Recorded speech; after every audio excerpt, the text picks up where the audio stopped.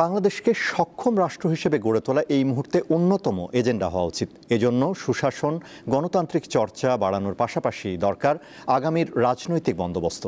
আজ রাজধানীতে এক সেমিনারে এমনটি বললেন বিশিষ্টজনেরা। কি ভাই, দরকারের সময় নেট নাই? আপনার চাই রবি ওয়াইফাই, ব্যাটারি ব্যাকআপ সহ এখন নেট অন সারাক্ষণ।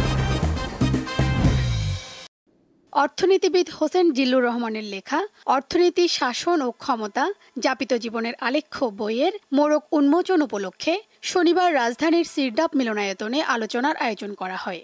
এতে যোগ দিয়ে বক্তারা বলেন, স্বাধীনতার পর থেকেই মানুষ এক ব্যক্তির শাসন দেখেছে, এর পরিবর্তন দরকার। জনগণ এবং ক্ষমতার মধ্যে যারাই সঞ্চালকের কাজ বা ভূমিকাটা পালন করেন, সেই জায়গাগুলোতে আমার ধারণা এখনও সমন্বয় যদি বলি আমরা, তার মধ্যে যদি যোগাযোগ বলি, সেগুলো এখনও আমার ধারণা যথেষ্ট পরিমাণে সাযুজ্যপূর্ণ হয়নি।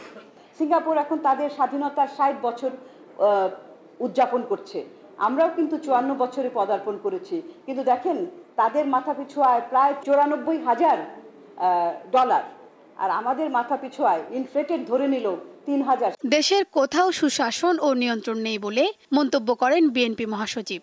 আমি গতকালই একজন বড় ব্যবসায়ী আমার সঙ্গে দেখা কথা হলো, তিনি বলছিলেন যে আগে ঘুষ দিতাম ১ লাখ টাকা, এখন দিই ৫ লাখ টাকা। That's the truth, that's the reality. পুলিশের কোনো পরিবর্তনই হয়নি, বরঞ্চ তারা আরও সুযোগ নিয়ে, যে একবার বলে যে মিলিটারির কাছে যাও, আরেকবার বলে যে কোর্টে যাও। অনুষ্ঠানে যোগ দিয়ে অর্থনীতি সহ দেশের চলমান নানা সংকটের চিত্র তুলে ধরেন অর্থ উপদেষ্টা। কোনো দেশে এরকম অর্থনৈতিক বিপর্যয় আমি দেখে নাই। ব্যাংকের ৮০% টাকা নিয়ে চলে গেছে চেয়ারম্যান সাহেব। ধরেন ২০,০০০ কোটি টাকা আউটস্ট্যান্ডিং, ১৬,০০০ কোটি টাকা নাই। এখন আমরা কিছুদিন আগে হিসাব করেছি, IMF বলছে ১৮ বিলিয়ন, আবার ওদের বলে ৩৫ বিলিয়ন লাগবে তোমাদের ব্যাংককে উদ্ধার করতে।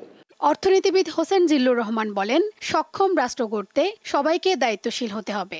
এই দায়িত্ববোধ শুধুমাত্র অন্তর্বর্তীকালীন সরকার, শুধুমাত্র রাজনৈতিক দল, শুধুমাত্র পার্টিকুলার গোষ্ঠী তাদের উপর নয়, এই পরিবর্তন নিশ্চিত করার দায়িত্ববোধকে সার্বজনীন করা, এটা আমি মনে করি আজকে হচ্ছে সবচেয়ে গুরুত্বপূর্ণ।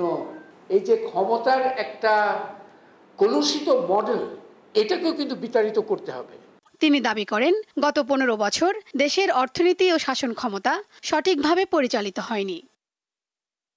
শিউলি শবনম, দীপ্ত সংবাদ, ঢাকা।